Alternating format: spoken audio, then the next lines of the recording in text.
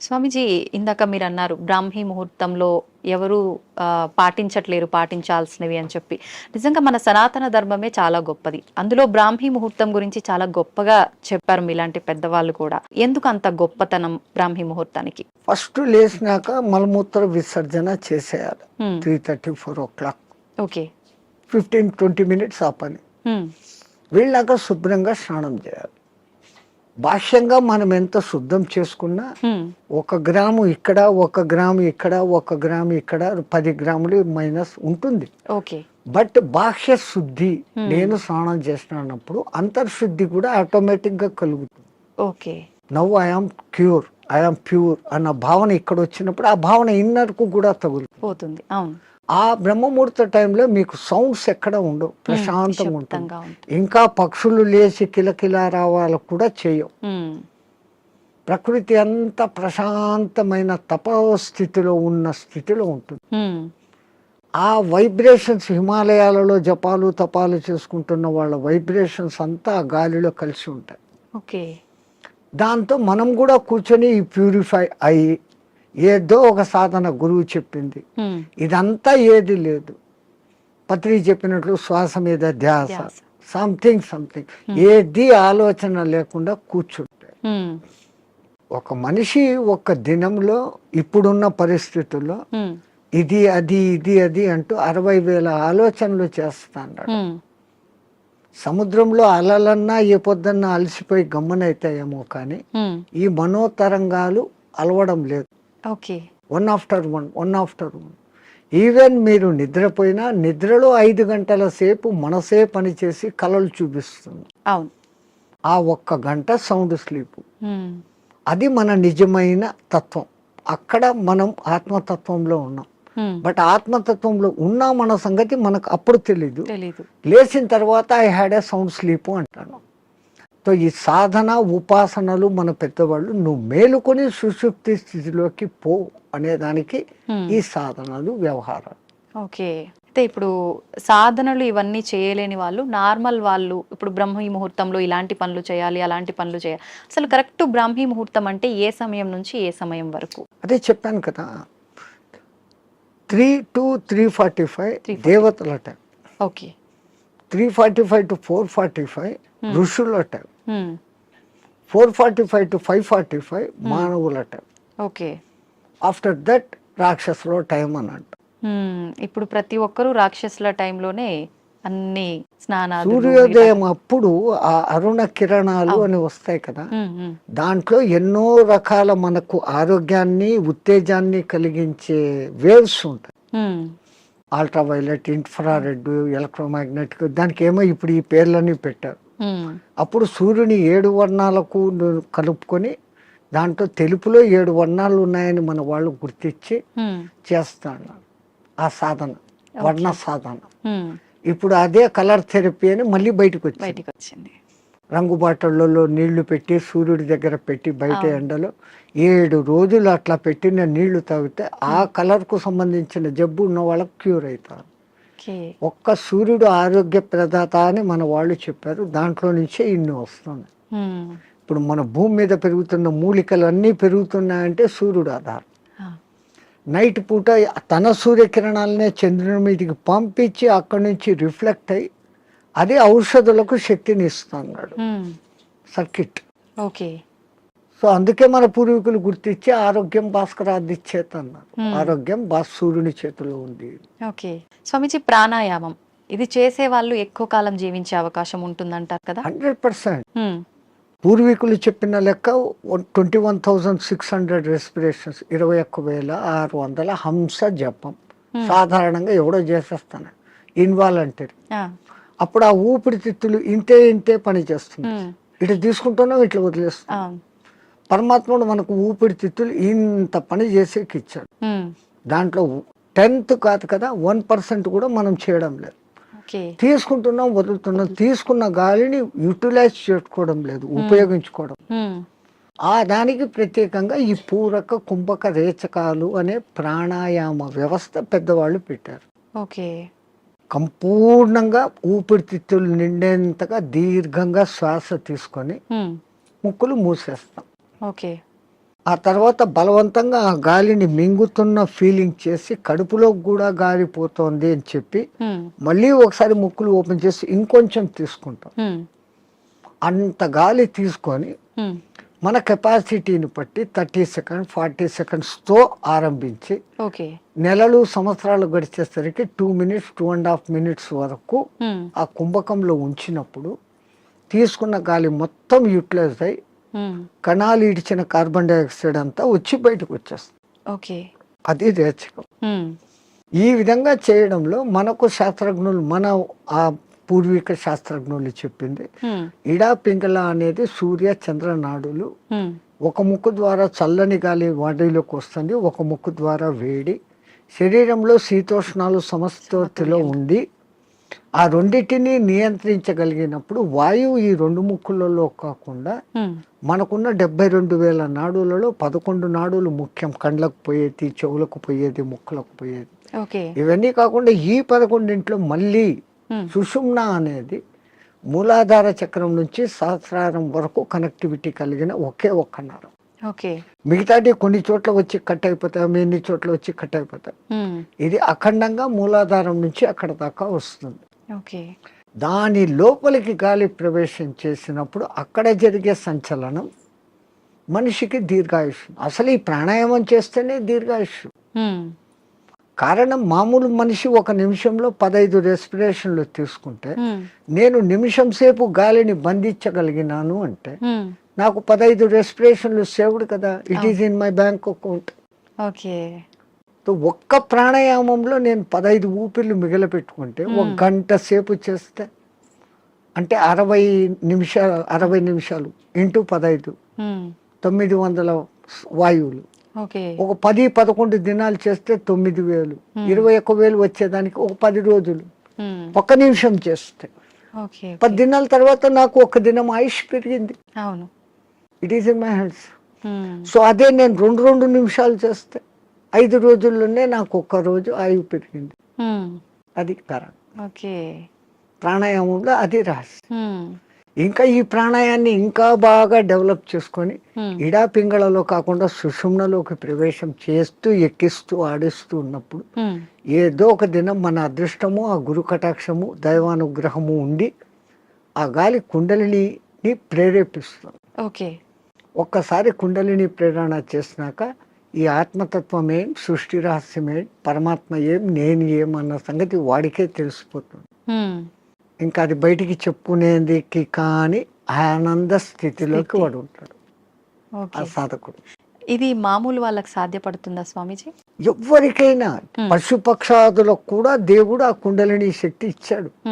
ఇప్పుడు మా physical body తయారీలో మెదడు, చేతులు, కాళ్ళు, రెక్కలు, ఇంటర్నల్ ఆర్గాన్స్, గుండె, ఊపిరితిత్తులు అని మీకు ఫిజికల్గా ఎట్లా కనపడుతున్నాయో కనపడని అంగాలు షట్చక్రాలు అనేటివి, నాడులు అనేటివి అవి విశ్వశక్తి ప్రసారకాలు. నరాలలో రక్త ప్రసరణ, ఆక్సిడేషన్ ఇది జరుగుతుంది. మన వాళ్ళు ఈ 2 రకాలుగా చూశారు. అది వ్యవహారం. అక్కడ ఆ తేడాను గమనించి వాళ్ళు ఆ సాధనాలు చేశారు. మాకు కనపడదు, అది లేదు అనుకుని వాళ్ళ లోకం, ఈ లోకమే ఈ జన్మే శాశ్వతం అనుకునేది వాళ్ళ సిద్ధాంతం. మనకు జన్మలు ఉన్నాయి అన్నది మన సిద్ధాంతం. ఇప్పుడు చాలా మంది ధ్యానం చేయాలనుకుంటారు కానీ మనసుని నియంత్రించుకోలేకపోతుంటారు. ఏకాగ్రత లోపిస్తూ ఉంటుంది, రకరకాల ఆలోచనలు కదులుతూ ఉంటాయి. ఎలా నియంత్రించుకోగలుగుతారు స్వామీజీ? మనసుకు ఒక్క డ్యూటీ అప్పచెప్తే పాపం మనసు ఏం చేస్తుంది? గమ్మన ఉన్నప్పుడు 112 ఆలోచనలు చేస్తాను. ఇప్పుడు మీరు కుట్టు పని చేస్తారు, మిషన్ మీద కూర్చున్నారు, మీకు కుట్టు పని తెలుసు. ఇన్వాలంటరీగా మీరు ఆ బట్ట అక్కడ పెడతారు, ఎట్లా పొడి చేయాలో చేస్తారు, కాళ్ళు కదుపుతూ ఉంటారు, కుట్టు మిషన్ నడుస్తుంటుంది, కళ్ళతో చూస్తుంటారు, కుట్టు పోతుందా లేదా పోతుంది. ఇదంతా ఎట్లొచ్చింది? ఒక ప్రాక్టీస్, ఒక దినంలో రాదు. సో అక్కడ మీరు మనసంతా ఎక్కడ పెట్టారు? కుట్టు లైన్ గా పోతుందా లేదా అనేదాన్ని. ఇంకోటి ముగ్గులు వేస్తారు బయట, మీరు 5 చుక్కలు ఇట్లా పెట్టాలా, 3 ఇట్లా పెట్టాలా ప్లాన్. ఈ ఒక్క లైన్ తో అన్నిటినీ ఇట్ట తిప్పి ఇక్కడికి తీసుకొని వస్తారు. మీ ఆంధ్రాలో రథం ముగ్గు అని వేస్తారు, ఉమ్, అన్ని చుక్కలను ఒక్క లైన్తో కలుపుతారు. కలుపుతారు. సో అక్కడ వాళ్ళ కాన్సన్ట్రేషన్ అంతా ఎక్కడుంది, నేర్చుకున్నప్పటి నుంచి ఎట్టట్ట తిప్పారు, చేసే కళ్ళు పని అట్టట్ల పోతుంటాయి, చెయ్యి అట్టట్ట వెళ్ళిపోతూ ఉంటుంది. అవును. సో ఈ కాన్సన్ట్రేషన్ మీరు అక్కడ పెట్టారు. ఉమ్, అట్లే మనం ఒక్క దాని మీద కాన్సన్ట్రేషన్ పెట్టినప్పుడు మనసు ఆ టైంలో మీకు రెండో ఆలోచన ఏముంది, ఉమ్, ఆ ముగ్గు ఏం వేస్తున్నప్పుడు లేదు. అవును, మా మామ అట్లా అన్నాడు, మా కొడుకు ఇక్కడ పోయినాడు, ఇవన్నీ ఆ టైంలో లేదు. లేదు. టిఫిన్ చేయాలా, అది ఏ నథింగ్. ఉమ్, సో అక్కడ ఐడియల్ అయిపోయింది. ఆ, సో ఒక్క పర్టికులర్ డ్యూటీ మనసుకు అప్పచెప్పతే ఉమ్, ఆ మనసు అదే చేస్తాం. ఓకే.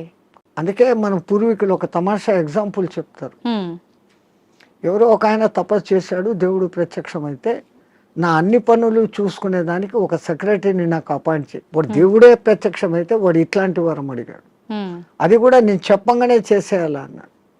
డేంజర్ రా, నువ్వు ఎప్పుడు దానికి పనులు చెప్పలేవు, అది పనులు చెప్పకపోతే నీకే తినేస్తుంది అన్న. ఉమ్, నో ప్రాబ్లం, నేను ఎప్పుడు పనులు చెప్తాను దానికి అన్నా. ఆ, ఆ దెయ్యం ప్రత్యక్షమైంది, నాకు ఒక 6 అంతస్తులు బిల్డింగ్ కట్టు అన్నాడు. ఉమ్, 6 అంతస్తులు బిల్డింగ్ కట్టేదానికి 2-3 ఏళ్ళు అవుతుందని వీడు అనుకున్నాడు. ఆ, అది పట్టు అనింది, బిల్డింగ్ తయారైపోయింది. ఉమ్, మహారాజ్ ఇంకేం పని అనింది, కుక్కర్ కావాలా, ఫ్రిడ్జ్ కావాలా, బెడ్ కావాలా, ఏసీ కావాలా, వీడు ఇట్లా అడుగుతున్నాడు, అక్కడక్కడ అన్ని వచ్చేస్తాను. వచ్చేస్తా ఉన్నాయి. ఇంక ఏం అడిగేదానికి లేకుండా పోయింది. ఉమ్, ఇంకా దానికి పని చెప్పకపోతే వీడి పని పడుతుంది. అంతే. తో అప్పుడు వాడు గురువు దగ్గరికి పోయినాడు. ఉమ్, మహారాజ్ బుద్ధి లేక నేను ఇట్లాంటి వరం అడిగినాను, ఇది ఇట్లా చేస్తుంది అనుకోలేదు, what am I to do, క్యా కర్నా మై, ఆ, అరే ఉస్ బూత్ కో ఇతర లేకే ఆ దేయాన్ని ఎక్కడికి తా అన్నాడు. ఆ, అది వచ్చింది. మా గురువు చెప్పిన పని చేయను, దానికి కమాండ్ అన్నా. ఉమ్, అది ఇంకోటి మాట, వీడి మాట వినాలి కదా. అవును. వీడు చెప్పినాడు, మా గురువు చెప్పినట్టు చేయన్నాడు. ఉమ్, ఓకే మహారాజ్, గురు మహారాజ్ ఏం చేయమంటారు అని. ఆ, అక్కడ ఒక తాటి చెట్టు ఉండేది, దాన్ని ఎక్కువ దిగు అన్నాడు. అది ఈ రోజుకు ఎక్కి దిగుతానే ఉంది. ఆ, సో టెక్నిక్ అవును. అట్లా ఇదే దృష్టి, మనం ధ్యాస, నేను చెట్టు ఎక్కుతున్నాను, ఈ చెట్టులోకి శ్వాస ఎక్కి దిగుతా ఉంది, ఓకే. దాన్ని అబ్జర్వ్ చేస్తూ ఉంటే మీ మనస్సుకు ఉమ్, ఇప్పుడు ఇంకా అదే డ్యూటీ. అవును, అవును. దానికి రెండో డ్యూటీ లేదు, ఆ దేయానికి రెండో డ్యూటీ, మనసుకు రెండో డ్యూటీ లేదు. లేదు. ఈ ఎక్కి దిగడం గమనించడం, ఉమ్, అదే ప్రాణాయామ ప్రక్రియలో కూడా ఓకే. దాన్ని మంత్రంతో జోడించి చేస్తే ఇంకా శక్తివంతం. ఓకే. మన బాడీలోని కణకణము మంత్రబద్ధమైతూ ఒకానొక దినానికి ఈ మాంసపిండం మంత్రపిండం కాగలుగుతుంది. ఉమ్, మంత్రంతో అనుసంధానం చేస్తారు. ఓకే. మంత్రాలు చదవలేని వాళ్ళు ఉంటారు, ఉమ్, మాకు మంత్రాలు ఇష్టం లేదు, మేము మతం కాదు అనేవాళ్ళు అంటే ఉంటారు. మంత్రం ఎవరికి వాళ్ళు చెప్పుకోవాలా స్వామిజీ, ఉపదేశం తీసుకోవాలా గురువుల దగ్గర నుంచి? అందుకే గురువు అవసరం, గురు బినా విద్యా నహి అని. ఆ, కొన్నాళ్ళు ఆయన దగ్గర శిష్యరికం చేసినప్పుడు వీడు దేనికి సూటబుల్, ఉమ్, నేను ఇచ్చే విద్యను వీడు సద్వినియోగం చేస్తాడా, దుర్వినియోగం చేస్తాడా. ఉమ్, అందుకే పాతకాలంలో కొన్నాళ్ళు నా దగ్గర సేవ చేయి అంటారు. ఉమ్, మన మెంటాలిటీ అర్థమైపోయింది. ఓకే. వాడు సిడ్ఫిరా అయితే గనక నేనేం నీ దగ్గర సేవ చేసేది, నాకు ఇంత పైసా ఉంది అంటాడు. ఆ, ఆ వినయత ముందు మనిషిలో ఉండాలి. ఉమ్, ఆయన దగ్గర ఈ పని చేస్తే నాకు మంచి జరుగుతుంది అనే విశ్వాసం ఉండాలి. ఉమ్, ఈ రెండు ఉన్నప్పుడు ఆ గురువు గాడిదను చూపించి ఇది దేవుడు, దీన్ని పూజ చేయంటే చేసినప్పుడు ఆ గాడిదలోనే నీకు దేవుడు కనపడుతుంది. ఓకే. పైలా విశ్వాస ప్రథం సోపాన్, విశ్వాసం అనేది అన్నిటికీ ఉండాలి. మించిన శక్తి. ఓకే. ఇక్కడ ఒకటి అచీవ్ చేయాలనుకున్నప్పుడు దాని మీద నేను చేయగలనా లేదా ముందే డిసిషన్ తీసుకోండి. ఉమ్, గురువు ఒక మంత్రం ఇచ్చాడు, ఈ అనుష్ఠానం ఇట్లా చేయాలా, రోజు లేచి ఈ అగ్ని తర్పణాలు చేయాలా, ఉమ్, ఇవన్నీ నేను చేయగలనా లేదా అనుకున్నప్పుడు గురుదేవా ఇయ్యండి అనాలి. ఆ మంత్రం తీసేసుకున్నాను, నేను చేసుకోలేదు, ఉమ్, దాన్ని చేయాల్సిన రీతిలో చేయకపోయినప్పుడు ఏం ఫలితం? ఓకే. సైకిల్ మోటార్ మీ దగ్గర ఉంది, ఉమ్, దానికి పెట్రోల్ పోసేది పని ఉంది కదా. అవును. పెట్రోల్ పోకుండా నేను కొనుక్కున్నాను 1,00,000 పెట్టి పోవాలా, ఇది అంటే ఎట్లా పోతుంది? పెట్రోల్ పోయాలా, అవును. అప్పుడప్పుడు దానికి ఏదో ఆయిల్ పోయాలా, రిపేర్ మైనర్ రిపేర్స్ చూసుకోవాలా, ఉమ్, అప్పుడు ఆ బండి పోతుంది. ఓకే. లైక్ ది సేమ్ ఒక సిస్టమ్ ప్రాసెస్ అని గురువు చెప్పినప్పుడు ఉమ్, ఆ ప్రాసెస్ అంతా చేస్తున్నప్పుడు అది మిమ్మల్ని ఉద్ధరిస్తుంది. ఓకే. స్వామీజీ, హిమాలయాలు అనగానే మనకు అక్కడ ఇలా కొన్ని ఏళ్ల పాటు ధ్యానం చేసే వాళ్ళు ఉంటారని చెప్పి వింటుంటాం. నిజంగా అలాంటి వాళ్ళు ఇప్పటికీ ఉన్నారంటారా? 100% ఎంతో మంది. ఆ హిమాలయాలు అనే దానికి ముందు మా అనే అక్షరం పెట్టుకొని చదవండి. మహిమ ఆలయాలు. ఓ, మన దేశం మొత్తంలో చాలా కొద్ది ఆలయాలు ఉన్నాయి. హ్మ్, ఆ లయాలు అంటే అందులో లయం. హ్మ్, హిమ ఆలయం అంటే హిమములో లయం కావడం. హిమం అంటే ఏంటి? మంచు. మంచు.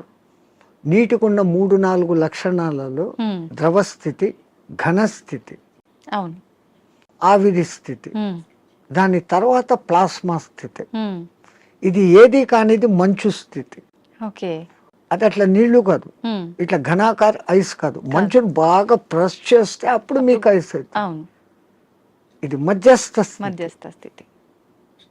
మంచు అంటాం, హిమము అంటాం. హ్మ్, నిజంగా దానికి మహిమము, ఓకే. మహిమ కలిగిన పదార్థం. హ్మ్, అది అక్కడంతా వ్యాపించి ఉంటుంది. హ్మ్, ఆ మంచి చల్లని వాతావరణము, కొన్ని రకాల ఔషధి మొక్కల నుంచి వచ్చే గాలి, హ్మ్, మన పూర్వీకులు తపస్సు చేసిన వాళ్ళ యొక్క వైబ్రేషన్స్. ఓకే. దేవతలు కూడా అక్కడ తపస్సు చేశారు, గొప్ప గొప్ప ఋషులు తపస్సు చేశారు, హ్మ్, ఇప్పుడు చేస్తున్న వాళ్ళు ఉన్నారు. వాళ్ళ యొక్క వైబ్రేషన్స్ ఆ ఏరియాలో ఉంటాయి కాబట్టి హ్మ్, మనం తొందరగా దానికి అకష్టమవుతాం. హ్మ్, అందుకని అవి ఎప్పటికీ హిమ ఆలయాలు అందులో లయం అయ్యేదానికి చూపిస్తూ ఉండే మార్గాలు. అయితే స్వామీజీ, వాళ్ళు అలా కొన్ని ఏళ్ల పాటు ధ్యానంలో ఉన్నప్పుడు ఆకలి దప్పికలు నిద్ర ఏమీ ఉండవు, అలా ధ్యానంలోనే ఉండిపోతారంటారు కదా. అలా ఉండడానికి అంటే వీళ్ళు ఎన్ని ఏళ్ల పాటు వాళ్ళు సాధనమ్మ. ఏది ఇప్పుడు నేను చెప్పాను, ఏది సాధించాలన్నా సాధన. మీ తెలుగులో సింపుల్ పద్యం, సాధనతో పనులు సమకూరు ధరలోన విశ్వదాభిరామ వినరు. సాధన దేనికి కూడా, ఏది చేస్తే కూడా సాధన. స్వామీజీ, మన సనాతన ధర్మంలో ఓంకారానికి చాలా ప్రత్యేకత ఉంది. అది ఓంకారం కాదు, ఔంకారం. మీరు మనం పలకడమే దాన్ని తప్పు పలుకుతున్నాం. మనం మాట్లాడుతున్న ప్రతి మాటల్లో ఎక్కడో ఒక చోట అకారము, ఉకారము, మకారము ఉంటాయి. ఓకే. అకార ఉకార మకార అర్ధమాత్ర ఇది ఓంకార. అర్ధమాత్ర మకారం అన్నాడు, ప్లస్ ఆ. ఓకే. అర్ధమాత్ర అంటే ఔం అని ఉచ్చరించినప్పుడు అకారము ఉకారము రెండూ పలకబడి ఓంకారం దీర్ఘమవుతుంది. ఓకే. అకారం అన్నప్పుడు మీ స్థూల శరీరం, ఉకారం అన్నప్పుడు సూక్ష్మ శరీరం, ఓంకారం అన్నప్పుడు కారణ శరీరం. ఓకే. ఇంకో విధంగా చెప్పాలంటే అకారం అన్నప్పుడు జాగృత్ అవస్థ, ఉకారం అన్నప్పుడు నిద్రావస్థ, ఓంకారం అన్నప్పుడు సుషుప్తి అవస్థ. సుషుప్తిలో మనం ఆత్మస్థితిలో ఉన్నాం. మేలుకొని ఆత్మస్థితిలో ఉండేదానికి పరమాత్ముడు మనకి ఇచ్చిన అత్యంత గొప్పది, విశ్వమంతా వ్యాపించి ఉన్న శబ్దం ఏదైతే ఉందో అది ఔంకారం. ఓంకారం కాదు, ఔంకారం. అయితే మనం ఇప్పుడు మీరు చెప్పినట్టుగా చూస్తే ఎవ్వరం కూడా కరెక్ట్గా దాన్ని పలకట్లేదనే చెప్పాలి, సాధన చేయట్లేదనే చెప్పాలి. మరి అక్కడే గురువులు చెప్పేది ఈ వివరమంతా చెప్పి, ఒరే నాయనా ఇట్లా ఉచ్చారణ చేయన్నప్పుడు విశ్వమంతా వ్యాపించున్న ఆ శబ్దంతో మన శబ్దము అనుసంధానం అవుతుంది. సైంటిస్ట్ ఇప్పుడు రికార్డు చేశారు, సూర్యుడి నుంచి చూస్తున్న శబ్దము ఔం ఔం అని ఉంది, గెలాక్సీ సౌండ్ ఔం అని ఉంది, భూమి తిరిగే వేగపు సౌండ్, గ్రహాలు తిరిగే వేగపు సౌండ్ వేరే వేరే విధంగా వినపడుతున్నాయి, కానీ అంతంగా ఔం ఔం అన్న శబ్దమే ఉంది. సో దాన్ని ఇట్లా అట్టాడు చేసినప్పుడు ఔం ముక్కుల ద్వారా వదులుతున్నాం, మనం చేసేది ఓ అంటున్నాం నోటి ద్వారా. ఓడ, అవును, అవును అనేది రావడంలే. అవును అనే దాని పక్కన శూన్యం పెట్టినప్పుడు ఔం. అకార ఉకార మకారాలు 3 పలకపడతాయి. ఇక్కడేం జరుగుతుంది? ఓ అంటున్నాం, నోటి ద్వారా గాలిపోతాం. సో మనం పూర్ణ ఫలితం పొందలేదంటే చిన్న పొరపాటు అక్కడ ఉంది. అది ఎందుకు అంత రహస్యంగా పెట్టి గురువులు శిష్యులకే చెప్పినప్పుడు దాన్ని అర్థం చేసుకొని వాడు చేస్తున్నాడు. అందరికీ చెప్పాలా అంటే దానికి అర్హత ఉండాలి, ఆ ప్రాప్తత ఉండాలి.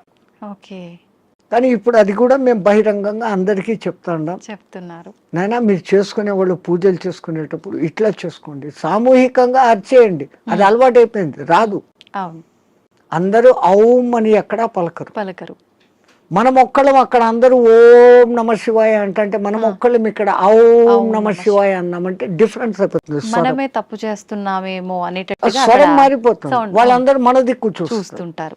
సో మనము ఇంట్లో కూర్చొని ప్రత్యేక సాధనలు చేసేటప్పుడన్నా కనీసం ఎక్కడ ఏది ఉచ్చరించాల్సి వచ్చినా ఔం అని ఉచ్చరించండి, ఓం అని కాదు. ఓకే, ఇంకా సామూహికంలో తప్పడం లేదు. 10 మంది కూర్చొని శివ సహస్రనామము అష్టోత్తరము ఏదో ఒకటి చేస్తాం. ప్రతి దానికి ఓం నమ శివాయ, ఓం శంభవైతే నమో, భయోశ్వరాయ నమో, నిధనపతి నమ, నిధనపతాంతకాయ నమ, వీటన్నిటికి ముందు ఓం ఓం అంటారు. ఓం ఓం అంటాం. మాకు ఇదే అలవాటు అయిపోయింది, ఓం ఓం అని అంటాం. ఓం అనేది మా నోట్లో రాదు. నిజంగా అంటే మనం పలకాల్సిన మంత్రం ఏదైనా తప్పు పలుకుతున్నాము అంటే దానివల్ల మనకు ఫలితం కలగకపోగా దోషం కలిగే అవకాశం ఉంటుందా స్వామీజీ? దోషము అని అంటే సైంటిఫికల్ గా మీకు నేను చెప్పాలంటే, ఇప్పుడు ఈ షట్చక్రాలు అనేది పెటల్స్ తో ఉంటుంది. మూలాధారం 4 పెటల్స్ దళాలు, స్వాధిష్టానం 6, మణిపూరకం 10, అట్లా 10, 12, 16, 2, 50 అక్షరాలు దాంట్లో నిక్షిప్తమై ఉంటాయి. వర్ష అనేది మూలాధారంలో, పాప బాబమ్మ అనేది అట్లా ఒకటి వేరే వేరేగా ఉంటాయి. ఈ మంత్రం ఒక రిథమాటిక్ గా చదివినప్పుడు మీరు పియానో మీద అది అడ్డదిడ్డంగా కొడితే సరిగ్గా రాదు. వాడు వాయించాల్సిన రీతిలో వాయించినప్పుడు సుమధురంగా వస్తుంది. ఇట్లా ఈ మంత్రం కూడా ఆ లెహర్ చదివినప్పుడు ఈ పెటల్స్ కదులుతాయి. ఆ పెటల్స్ కదిలినప్పుడు ఆ చక్రం కంట్రోల్ చేస్తున్న మీ ఇన్నర్ ఆర్గాన్స్. మూలాధారము పెద్ద పేగును కంట్రోల్ చేస్తుంది. స్వాధిష్టానము చిన్న పేగులను, యూరినరీ బ్లాడర్ను, రీప్రొడక్టివిటీ ఆర్గాన్ను చేస్తుంది. మణిపూరకము డైజెషన్ సిస్టము, చిన్న పేగులు ప్లస్ అన్నాశయము, వీటిని కంట్రోల్ చేస్తుంది. అట్లా ఏ అంగాలను అవి చేస్తుందో ఆ జరిగే వైబ్రేషన్స్ ఆ అంగాలను శక్తివంతంగా ఆరోగ్యవంతంగా చేస్తాయి. ముందు మంత్రాలలో ఉన్న అర్థం ఇది. అందుకనే వాళ్ళు స్వరము ఇట్లా పలకాల, ఇట్లా చేయాలని. వేదం అందరూ చదవలేము అంటే కారణం, ఓ గురువు దగ్గర 12 ఏళ్ళు నేర్చుకుంటే ఒక్క ఋగ్వేదం వస్తుంది మీకు. ఒక్కొక్క వేదం నేర్చుకునేకి 12 ఏళ్ల కాలం సుస్వరంగా. ఇప్పుడు అనేక మంది పాపం వేద పాఠశాలలు పెట్టి మళ్ళీ మన పూర్వ సంస్కృతి ఇంత గొప్పదన్న సంగతి తెలుసుకుని ఎట్లా చేస్తే బాగుంటుంది ఏమన్న సంగతి మీద పోతున్నా. వేదం అంతా సైన్స్ అమ్మా, ఊరికే ఏది చెప్పలేదు. సంధ్యావందనం చేసే దగ్గర నుంచి సైన్స్. ఇప్పుడు వీళ్ళు చేసే సంధ్యావనం తప్పు పట్టడం కాదు. పాతకాలంలో వాళ్ళు ఏం చేశారు, నదిలో వక్షస్థలం లోతు నీళ్లలో నీటికి ఎదురు ప్రవాహానికి నిలబడి ఓ చెంబుతో నీళ్లు తీసుకొని ఆ సూర్యుని దిక్కు పెట్టి ధారగా వదిలేవాళ్ళు. ఎప్పుడైతే ఒక మనిషి ఇంత లోతు నీళ్లలోకి పోతాడో అపాన వాయువు ఆటోమేటిక్గా పైకి వస్తుంది. మామూలు నీళ్ల తొట్టిలో ఒక ఎంటీ చెంబును ముంచండి, ఎంత ప్రెషర్ వస్తుంది, లోపల గాలి పైకి రావాలని చూస్తాం. అదేమో ఇంత చెంబు, ఎంతో బలం ఉపయోగించాలి. సో ఈ అపాన వాయువు పైకి వస్తుంది. మనం చెంబు నీళ్లు తీసుకొని అన్నప్పుడు ప్రాణవాయువుని తీసుకున్నాం. ప్రాణ అపాన సమాయక్తం పచాన్యన్నం చతుర్దినం అని భగవద్గీతలో చెప్పిన ఆ ప్రాణ అపాయాల సమ్మిళనం జరిగి శరీరంలోని స్థూల సూక్ష్మ కారణ శరీరాలకు ఆ శక్తి పోతుంది. ఆ ధార అట్లా వదులుతున్నప్పుడు సూర్యకిరణాలు ఆ ధారలో నుంచి ఫిల్టర్ అయ్యి వచ్చి ఇట్లా పెట్టి పోసేటప్పుడు సరిగ్గా మన షట్చక్రాలు ఉంటాయి. ఆ ధార మన ఎదురుగా షట్చక్రాల దగ్గర పడతా ఉంటుంది. ఆ కిరణాలు ఆ ఈ ధారలో నుంచి ఫిల్టర్ అయ్యి మన షట్చక్రాలకు కావాల్సిన కిరణాలను అందిస్తుంది. సూర్యుడిలో అనేక కిరణాలు ఉన్నాయి. సహస్ర కిరణుడు అని ఆయనకు పేరు. 1000 రకాల కిరణాలు ఉన్నాయి. ఒక్కొక్క కిరణం ఒక్కొక్క పని చేస్తుంది. ఆ పని చేయడం కూడా 12 నెలలలో ఒక్కొక్క నెలకు ఒక్కొక్క విధంగా చేస్తుంది. అందుకనే ద్వాదశాదిత్యుడు అని పేరు పెట్టారు. ఉన్న సూర్యుడు ఒక్కడైనా ఒక్కొక్క నెలలో ఆయన మార్పులు చెందుతూ ఆ కిరణాల ప్రవాహం ఇస్తాడు. ఇప్పుడు ఈ విధంగా సంధ్యావందనం చేసినప్పుడు రావాల్సిన గుడ్ కిరణాలు మనలోకి వచ్చి ఆరోగ్యం బాగుంటుంది, చక్రాలు నీట్గా యాక్టివేట్ అవుతాయి. ఓకే. అసలు గాయత్రి మంత్రం 24 అక్షరాలు చదివినప్పుడు మన 24 తత్వాలు శుద్ధీకరణ. అవన్నీ వైబ్రేషన్ వర్డ్స్. ఓకే. శబ్దం వైబ్రేషన్ క్రియేట్ చేస్తుంది. పెద్ద పెద్ద సైంటిస్టులు ఇప్పుడు నిరూపణ చేస్తున్నారు. పలకాల్సిన రీతిలో ఓంకారం పలుకుతే అది దూరంగా స్క్రీన్ మీద మీకు గొప్ప శ్రీచక్ర యంత్రాన్ని చూపించింది. ప్రూవ్డ్. ఓకే. ఇంకొన్ని మంత్రాలు చదివినప్పుడు ఇంకొన్ని డిజైన్లు వచ్చినాయి. అవన్నీ ఏది మన పూర్వీకులు యంత్రాలు అని గీస్తారే, ఈ గ్రహానికి ఇట్లా గీయాలి, ఇట్లా పెట్టాలి, ఇంత చకోరాలు, ఇంత వృత్తాలు అని. అదంతా ఏమంటే ఇది శబ్దశాస్త్రము రేఖాశాస్త్రాన్ని అనుసంధానం చేసి వాళ్ళ శబ్దోత్పత్తి ఈ వైబ్రేషన్స్ ఇట్లా క్రియేట్ అవుతాయని వాళ్ళకి తెలుసు. ఓకే. అందుకని ఆ రిథీమ్గా పలికినప్పుడు ఆ ఫలితాలు వస్తాయి. స్వామిజీ, నేనే గాయత్రి మంత్రంకి సంబంధించి అడుగుదాం అనుకున్నా, మీరే ఆ టాపిక్ తీసుకొచ్చారు. గాయత్రి మంత్రం ఆడవాళ్ళు చదవటానికి పనికిరాదు అని చెప్పి 100% చదవచ్చు. మంత్రము సూర్యుడిదైన అధిష్టాన దేవత అమ్మ గాయత్రి దేవి, 5 ముఖాలతో ఉన్న మహాతల్లి అని మనం చెప్పుకుంటాను. అట్లాంటప్పుడు స్త్రీ చదవకూడదని ఎక్కడుంది? ఇదే విషయమై పండిత శ్రీరామ శర్మ అనే మహానుభావుడు, ఆయన ఉత్తరప్రదేశ్లో ఉండేవాడు. 24 ఏళ్ళు సంవత్సరానికి 24 లక్షల గాయత్రిని చేస్తూ ఉపాసన చేస్తే ఆయనకు ఆ తల్లి తాను ఉన్న ప్రదేశం, విశ్వామిత్రుడు తపస్సు చేసుకున్న ప్రదేశాన్ని చూపిస్తే అక్కడ పోయి ఈ అఖండ జ్యోతిని పెట్టి నిత్యము గాయత్రి యజ్ఞాలు చేస్తూ ఆడవాళ్లకు యజ్ఞోపవీతాలు వేస్తూ గాయత్రి ఉపదేశం చేసేవాడు. అప్పుడు కొంతమంది ఉత్తరప్రదేశ్ బ్రాహ్మణ్స్ ఆయన మీద కోర్టులో కేసేసినారు. నువ్వు వేదాన్ని భ్రష్టు పట్టిస్తున్నావు, మా సదాచారాన్ని భ్రష్టు పట్టిస్తున్నావు, వేదాలు గాయత్రి మంత్రం చదవకూడదు. ఆయన కోర్టులో ఒకటే మాట అన్నాడు, అయ్యా మీరు వేదాలు ఉపనిషత్తులు అన్నీ చదివారంటారు కదా, ఎక్కడైనా ఒక్క శ్లోకము స్త్రీకి గాయత్రి ఉపదేశం చేయకూడదు అని రాసి ఉంటే, పలానా ఋషి చెప్పాడు, పలానా దేవత చెప్పాడు అనే కోటింగ్ ఒక్కటి ఉంటే నాకు ఇవ్వండి, నా బ్రాహ్మణత్వాన్ని, నా సంస్థను మూసేస్తా, నా బ్రాహ్మణత్వాన్ని వదులుకొని జనేవి తీసేస్తాను అన్నాడు. వీళ్ళు 3 నెలలు తల కింద కాళ్ళు పైన పెట్టి ఎతికారు, లేదు. ఎందుకు స్త్రీకి లేదు అన్నారంటే ఆమెకు కుటుంబ బాధ్యతలు ఎక్కువ, ఈ మాసికంలో వాళ్ళకు ఈ పీరియడ్ కొంచెం ఇబ్బందికరంగా ఉంటుంది. అప్పుడు ఆ అనుష్ఠానం ప్రకారం కనీసం న్యాయంగా గాయత్రి చేయాలంటే 24 ముద్రలు వేస్తూ, ఒక్కొక్క ముద్ర వేస్తూ ఒక్కొక్కసారి గాయత్రి 24 అక్షర గాయత్రిలన్నా చేయాలి.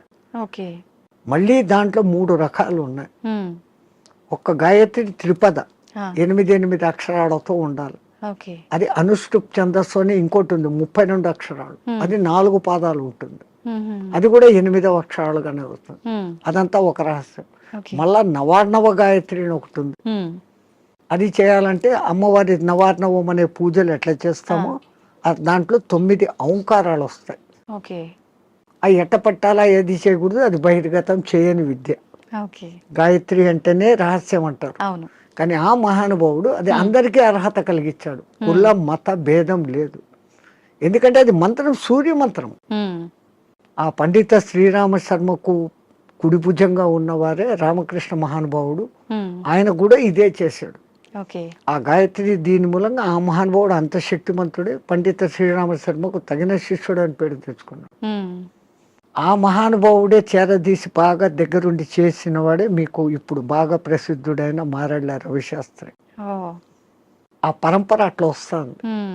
అదంతా పండిత శ్రీరామ శర్మ దయ. స్వామి, దైవాన్ని నమ్మటం వల్ల, పుణ్యక్షేత్రాలకు తిరగటం వల్ల మనశ్శాంతి అనేది లభిస్తుందంటారా? 100%. అసలు మీరు పోవడమే ఆ ఇంటెన్షన్. కాశీకి పోతే నాకేదో పుణ్యం వస్తుంది, ఆడ ఏదో వదిలిపెట్టేస్తానే సెంటెన్స్ కాదు అది. కాశీలో 12 జ్యోతిర్లింగాలలో విశ్వనాథుడు అక్కడ ఉన్నాడు, విశ్వానికి ఆయన నాథుడు. ఆ క్షేత్రానికి పోయి ఆయన నామస్మరణ కొంచెం సేపు నేను చేయటం మూలంగా నాకు ప్రశాంతత దొరుకుతుంది అని ఫస్ట్ మీలో విశ్వాసం కలిగినప్పుడు అక్కడున్న అన్నపూర్ణ అనుగ్రహము కలుగుతుంది. ఆ బేడి ఆంజనేయ స్వామి కరుణ, గణేష్ పండు మహారాజ్ది అందరిది దొరుకుతుంది. అందుకే ప్రతి ఒక్క రుచిముని అక్కడ స్థాపించిన లింగాలు ఉన్నాయి. 3000కు పైన గుళ్ళు ఉన్నాయి కాశీలో. శివునికి ఇష్టమైన ప్రాంతం అది. భూమి అంతా మునిగిపోయినా కానీ త్రిశూలం పైన నిలబెట్టి ఉంటాడు అని చెప్పబడిన ప్రసిద్ధ క్షేత్రం కాశీ. కాశీ అంటూ కాశీకి పోకుండా చచ్చిపోయినా కాశీకి పోయినంత పుణ్యం కలిగే క్షేత్రం అదొకటే. మిగతా క్షేత్రాలకు పోతానని ముక్కుబడి పెట్టుకొని పోకుండా పోతే ఏదో ప్రమాదము, వానికి శిక్ష ఉంది. కాశీ విషయంలో అలా లేదు. అంతటి గొప్ప అక్కడికి వచ్చింది అంటే ఒకటి ప్రజల విశ్వాసము, అక్కడ తపస్సులు చేసిన వాళ్ళ యొక్క శక్తి ధార పోయడం అనేది ఆ ప్రాంతానికి ఆ ప్రసిద్ధత వస్తుంది. భూమి అంతా ఒకటే అయినప్పటికీ సులభమైన ఉదాహరణ. ఇప్పుడు ఎండాకాలం కాదు, మామూలు చిన్న ఎండ ఉన్నప్పుడు ఒక భూతద్దం తీసుకొని వచ్చి పేపర్ మీద పెడితే అది కాలుతా ఉంది. ఆ భూతద్దం నుంచి కిరణాలు కాన్సన్ట్రేషన్. అట్లా విశ్వశక్తి కాన్సన్ట్రేషన్ ప్రదేశాలు కొన్ని, అవి పుణ్యక్షేత్రాలు, తీర్థక్షేత్రాలు, తీర్థయాత్రలు. తీర్థం అంటే నీళ్లు. ఆ నీళ్లు ఎన్నో కొండల నుంచి ఆ ఖనిజాలను రాసుకొని దానిలో తీసుకొని చెట్ల వేర్ల ద్వారా ఆయా మూలికల శక్తిని తీసుకొని అవి రావటంతో ఆ నీళ్లు తాగితే శుభం. ఆ నీళ్లలో స్నానం చేస్తే స్కిన్ డిసీజెస్ పోతాయి. సో అది నీళ్ళ శక్తి, తీర్థయాత్రలు, పుణ్యక్షేత్రాలు అని పెట్టారు. స్వామి, ఇందాక మీరు స్టార్టింగ్ లో అన్నారు కదా, చాలా మంది అంటుంటారు కాశీకి వెళ్ళినప్పుడు మనం ఏదో ఒకటి నచ్చింది వదిలిపెట్టి రావాలి అని చెప్పి చాలా మంది నమ్ముతుంటారు. అసలు నిజంగా ఎవరికి నచ్చిన దాన్ని వాళ్ళు వదిలేసి రావాలా? అసలు వదిలేయాల్సిన ఏంటి? అవును, నేను ఇట్లే చెప్తే ఒక ఆయన నాతో అన్నాడు, అవును స్వామి మీరు చెప్పినట్లే ఖచ్చితంగా వదిలిపెడతాను. మా నానమ్మ మా ఇంట్లో ఉంది, ఆమెను తీసుకెళ్తా కాశీకి, ఆమెను వదిలేస్తాను అన్నాడు. అది కాదు, మనకు అత్యంత ఇష్టము, ప్రేమ కలిగిన పదార్థము, తినేది కావచ్చు, మనం 24 గంటలు దాన్ని చూసి ఆనందించే వస్తువు, కానీ దాన్ని అక్కడ వదిలేసి ఇంకా దాన్ని తలుచుకోకుండా ఉండగలమంటే మన మనస్సు మీద మనం నియంత్రణ సాధించడం. మైసూర్ పాకు మీరు అక్కడ వదిలి వచ్చారమ్మా, మీకు బాగా ఇష్టం. ఇక్కడికి వచ్చిన 10వ రోజు 12వ రోజు ఎవడో పార్టీ పెట్టాడు, ఆడ మైసూర్ పాకు చూడంగానే ఈ కళ్ళు మీకు ఆర్డర్ ఇస్తుంది, ముక్కు ఆ మైసూర్ పాకను పట్టేస్తుంది, నాలుక నీళ్లు ఉడుతాయి. నేను కాశీలో వదిన నోర్మోయ్, నేను తినాను అంటే మీ మీద మీకు మెల్లగా కమాండ్ వచ్చింది, కనీసం ఆ భయంతోనన్నా. అట్లా కాశీలో వదలడం మూలంగా మీలో ఆత్మస్థైర్యత అనేది పెరుగుతుంది. అది బ్యాక్ రీజన్. కానీ ఏదో ఒక రీజన్, చాలా మంది రకరకాలుగా అనుకున్నా కూడా దాన్ని అయితే నమ్ముతూ వస్తున్నారు ఇప్పటికీ. వెనకల కారణం ఇది అని మీకు తెలుసుకోవడం లేదు. అవును, అక్కడ మీకు ఆత్మస్థిరత, ధైర్యము అనేది పెరుగుతుంది. Self confidence, I can able to do this without that. అది లేకుండా నేను ఉండలేను అన్న వాళ్ళు, అది లేకుండా ఎదురుగా కనపడుతూ కూడా అది లేకుండా ఉండగలిగిన స్థితి అంటే మీలో ఎంతటి స్టెబిలిటీ వచ్చినట్లు. అది ఆత్మస్థైర్యం. మన పూర్వీకులు ఏది చేసినా అంత ఆలోచనతో. నీలో ఆత్మశక్తి పెరగాలంటే నీకు అత్యంతగా ఇష్టమైంది అక్కడ వదలాలి. ఎందుకంటే ఆ కాలంలో కాశీ యాత్ర జీవితంలో ఒక్కసారి. అవును, ఆ 1000 కిలోమీటర్లు నడిచిపోయి మళ్ళీ వెనక్కి వస్తాడు. కాటికి పోయినవాడు కాశీ, అదేమో సామెత ఉంది మీ దాంట్లో, కాశీకి పోయినవాడు కాటికి పోయినవాడు ఒకటి అని. అవును, మళ్ళీ తిరిగి రారు అని చెప్పి. ఆ కాలం అట్లుంది, అడవులలో పోవాలి, దారిలో జంతువులు, వాతావరణం మారిపోవచ్చు. అవును, ఇన్నిటినీ తట్టుకొని అక్కడికి పోయి మళ్ళీ రాగలిగినాడంటే వాడు దేవునిగా పూజించేవాడు. రెండవది, వాడు వచ్చేటప్పటికి అక్కడ కాశీలో నేను పలానా వదిలేసి వచ్చాను అనుకున్నాను అన్నప్పుడు వాళ్ళలో ఇక్కడ ఆత్మశక్తి పెరిగి వాడు ఇక్కడ ఎవరికి ఏ మంచి మాట చెప్పినా అది జరిగిపోతుంది, వాక్ శుద్ధి వస్తుంది.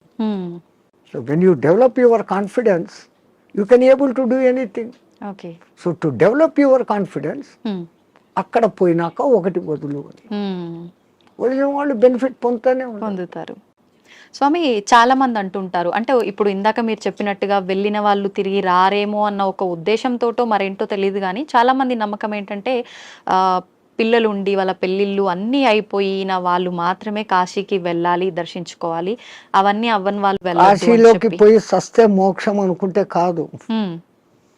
నాకు తెలిసి ఒక మంచి కోటీశ్వర దంపతులు. మూడవ తరాన్ని కూడా చూసేశారు. ఓకే.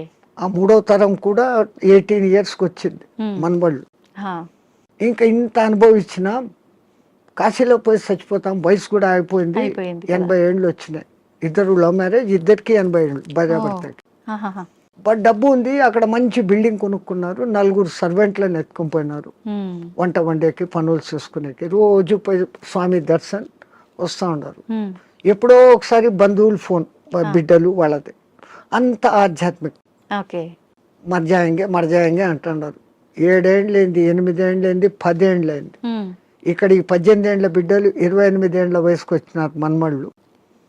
వాళ్ళకి మ్యారేజ్ ముగ్గురికి ఒకేసారి కుదిరింది, వేరే వేరే కమ్యూనిటీ హాల్.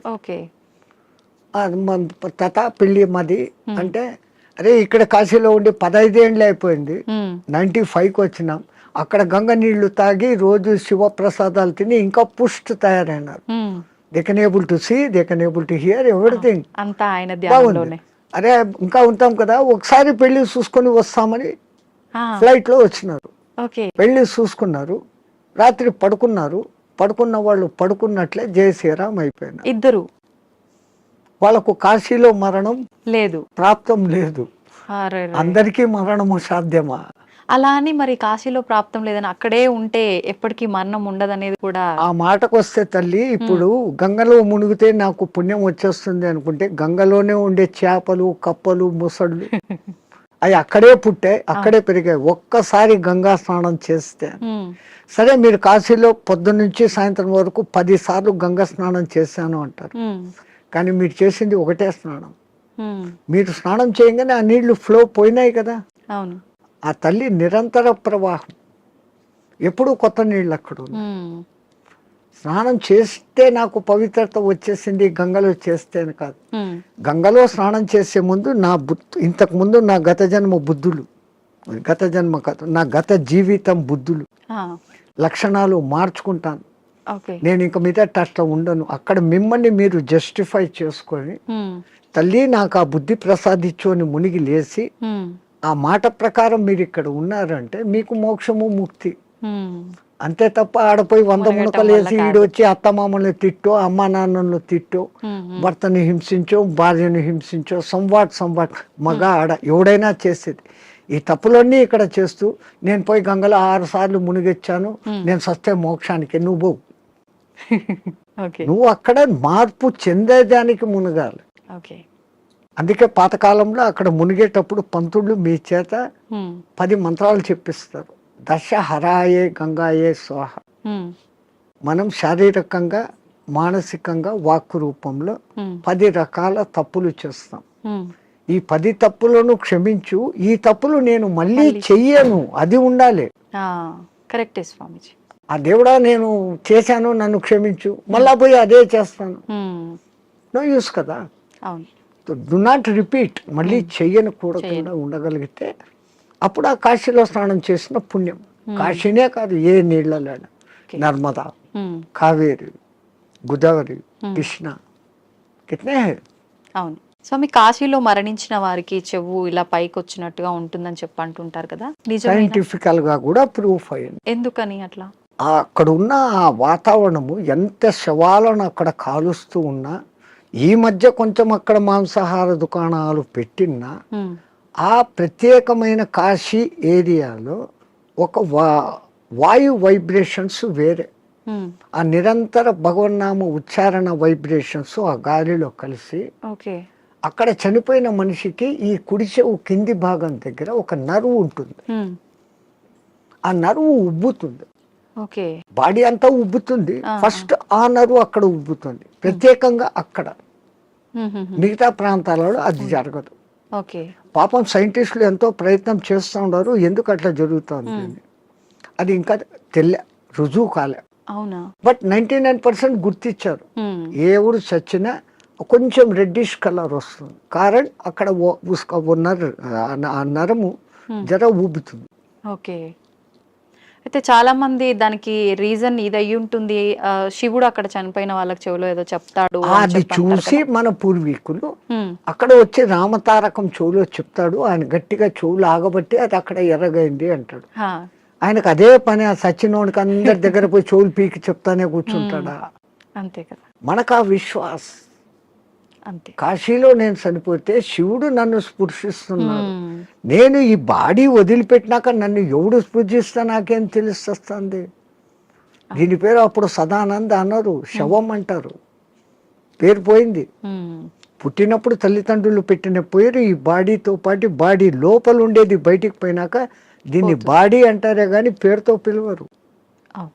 తో ఆ గంటకో 2 గంటలకో శివుడు వచ్చి చెవులో చెప్తాడు అంటే ఉమ్, అది నమ్మకూడదు అంటే నమ్మకూడదు. నేను విమర్శగా చెప్తే ఇది. కానీ మనమంతా ఆధ్యాత్మిక లోకంలో ఉన్నాం. ఆ విశ్వాసం తరతరాలుగా జరుగుతుందంటే ఎవడికో అది చెవుతో చెప్పాడు, ఇంకోడు చూశాడు. ఓకే. ఏ మాట బయటికి ఊరికే రాదు కదా. అవును. అది సత్యమైనప్పుడు ఉమ్, నేను సస్తే అక్కడ శివుడు నన్ను చూస్తాడనే ఈ భావనతో పోవడమే ఎంత గొప్ప.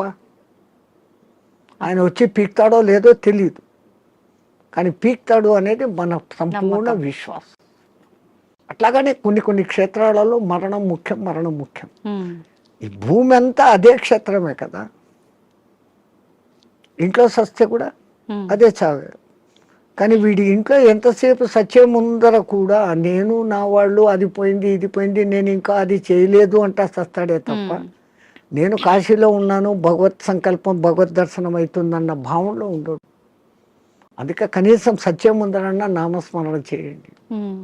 సంతోషం స్వామి, చాలా మంచి మంచి విషయాలు మీ ద్వారా తెలుసుకున్నాను. నాకు చాలా సంతోషంగా ఉంది మిమ్మల్ని కలిసినందుకు. మంగళమతి. ధన్యవాదాలు స్వామి. జై శ్రీరామచంద్రజీ.